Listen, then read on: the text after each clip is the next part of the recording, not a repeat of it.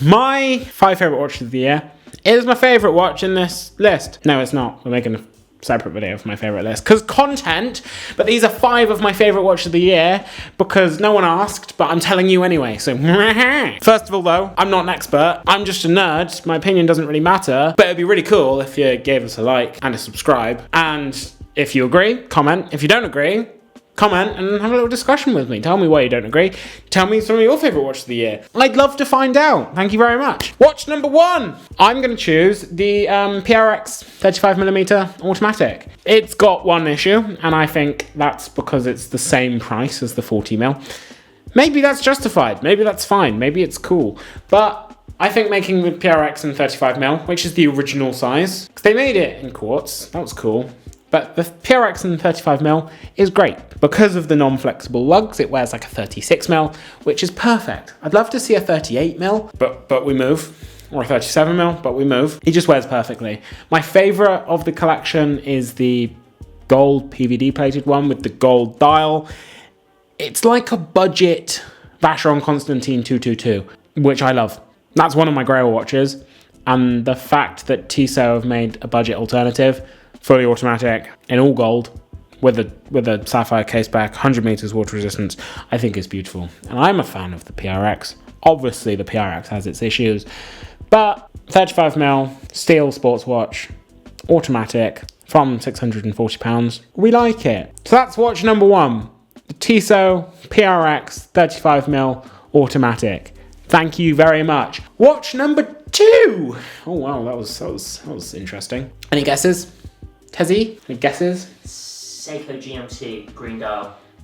Yeah, we can talk about that now. I had another one in mind, but we can talk about that now. Watch number 2, the Seiko Prospex GMT with a green or a black dial. They also make a limited edition with an ice blue dial, which is an extra £100 or £200. It's £1,500 or £1,600, but the normal one, £1,400. Great British civilized money pounds. It's a great watch. For £1,400, you get a diver extension on the bracelet, which I didn't actually talk about in the review because I didn't realize it had one. I was playing around with the bracelet, realized it's got a diver extension. It stretches, it's cool. A really nice solid bracelet, even if it is a bit jangly, and you can play in the summertime when the weather is hot on it. Watch the review to see that interesting little tidbit. We should make a... I thought it was in the summertime when the weather is hot. I thought it was when the weather is hot. In the summertime. No, we're going for this. It's not loading. It's hot. Yeah, even if the bracelet is a bit jangly, we still like that watch. The clasp though, very, very solid. It's got a ceramic bezel with a lume pip at 12. Okay, it's fine. Okay, it's in the summertime when the weather is fine. There's another lyric to it. In the summertime when the weather is high. Oh, that'll be what. Then, in the next line on, when the weather's fine. So it never says hot. I don't think so. I'm sad now.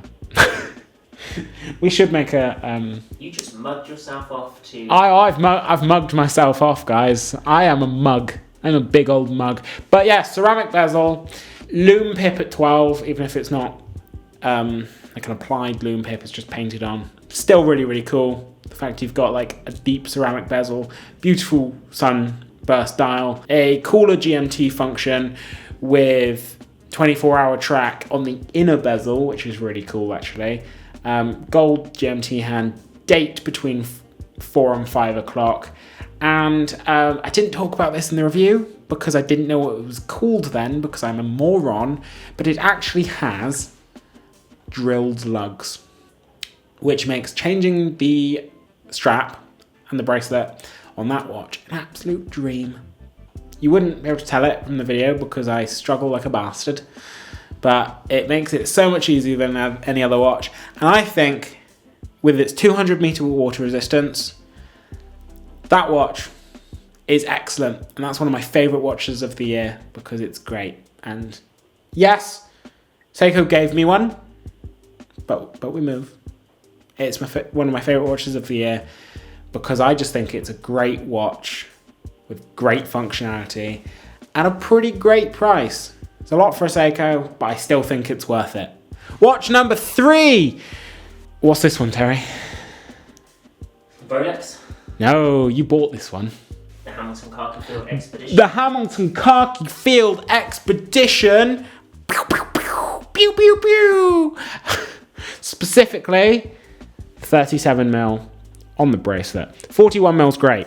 41mm, we love it. 37 though, oh boy, it is beautiful. Terry has one. We've made a review on it. It's probably upstairs somewhere. Ooh. Great watch. 37mm. It's about £1,035 brand new on the bracelet. I think 965 on the leather strap. But get it on the bracelet, trust me, because you can change it for NATO, but the leather doesn't really make sense for a proper adventure field watch. 24-point click compass bezel, bi-directional, lovely. Really nice simplified dial, simplified over the Khaki Field mechanical and automatic, with only the 12-hour track. Beautiful hands, arrow design on the hour hand. The bracelet's phenomenal. Screw down crown, new silicium hairspring for magnetism resistance, 100 meters water resistance. It's great. I wish I had a date. And I wish it came on a NATO option. But to be honest, moaning that a watch doesn't come with enough references.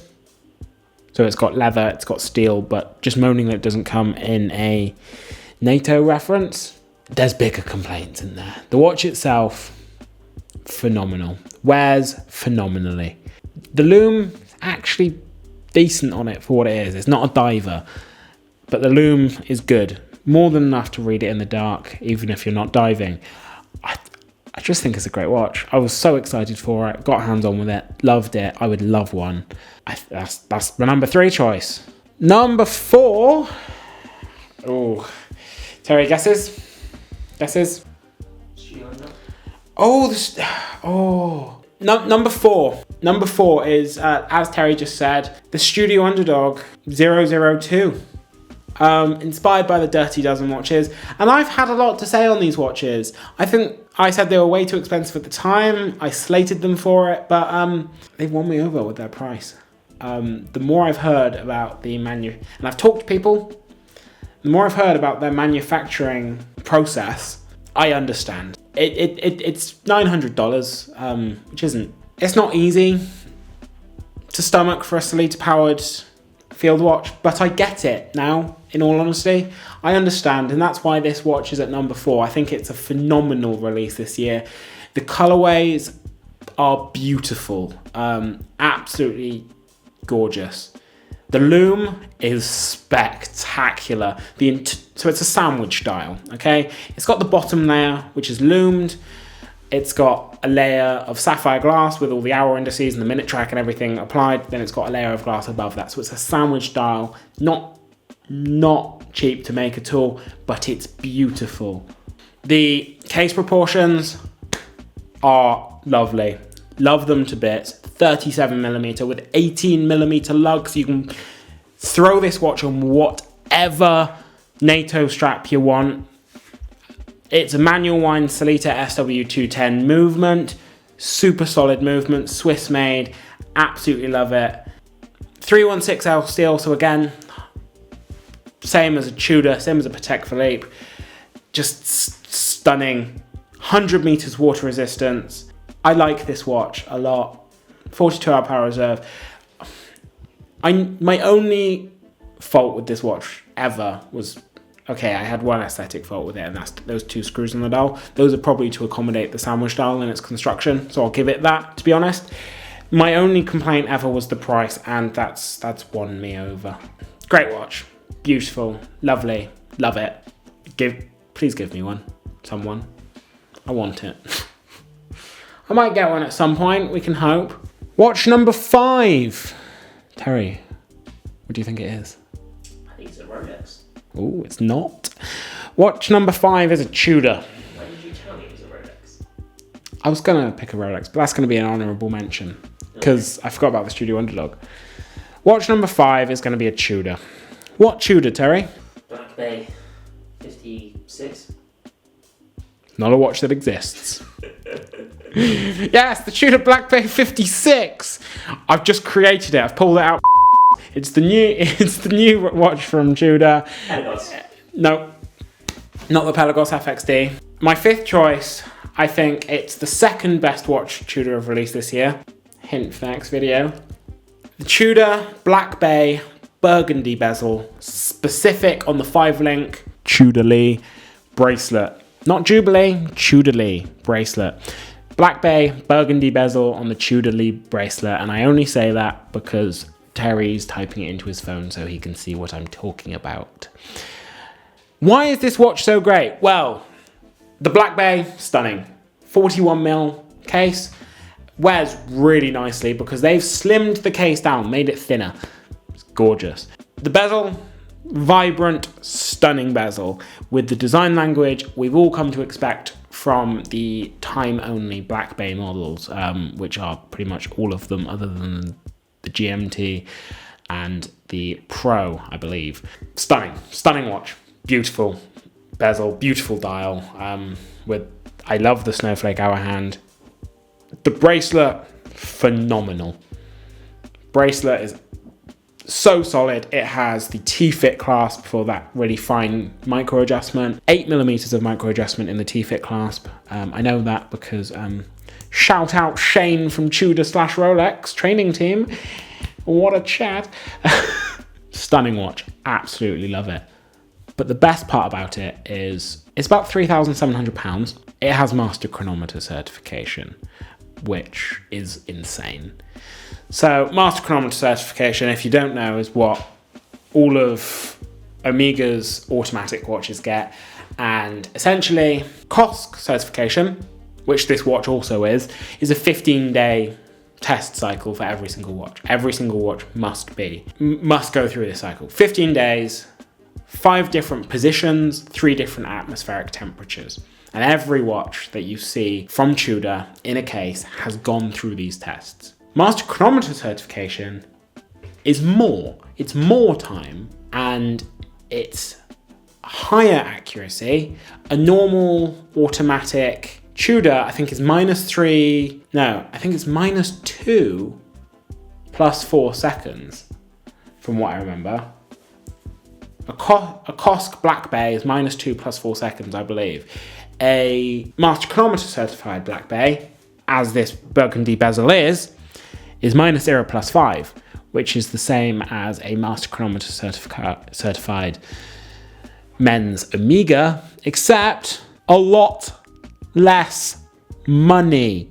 A lot less. Like, you look at a Aquaterra with less water resistance, 150 meters versus 200 for the Tudor, plus the Tudor's waterproof. It's marketed as waterproof, not water resistant. Yes, that is shade on Omega. The Aquaterra starts at £5,900. Over £2,000 more than this Black Bay, which is genuinely insane. Genuinely insane. Plus, let's not forget the magnetism resistance. Terry, what's the magnetism resistance on a Omega, on a master chronometer certified watch? -3. Is that a thing? No, yeah, the magnetism resistance is -3 Gauss. So just by wearing the watch, it magnetizes itself. Why are you even asking me? I don't know. Get on with it, man. So, for context, a MRI machine, that thing that you cannot have anything metal on because it will kill you, is 13,000 Gauss. That's how much magnetism an MRI machine generates. A master chronometer certified watch can withstand 15,000 Gauss. The Rolex Milgauss, its one unique selling point was 1,000 Gauss of magnetism resistance. And now they're making a watch that's £3,700 that can withstand an MRI machine. No wonder they killed off the Milgauss, and that's why that watch is my 5th pick for best of the year. Are you understanding now? Terry, what's your favourite pick of the year? I like the Pelagos FXD. FXD. Terry likes the US Marine not the US Marine, the US Navy Pelagos FXD, black dial, great watch. That was in contention for my top 5. I chose the Burgundy bezel black bay because it's better. Comes with different bracelet options, but oh my god, who's getting a 3-link when you can get a 5-link Jubilee bracelet? Oh my god, it's great. But guys, muchachos, what's your favourite watch of the year? Or favourite 5? Tell me 5. I'd love to know in the comments. And if you're going to comment, why not like as well?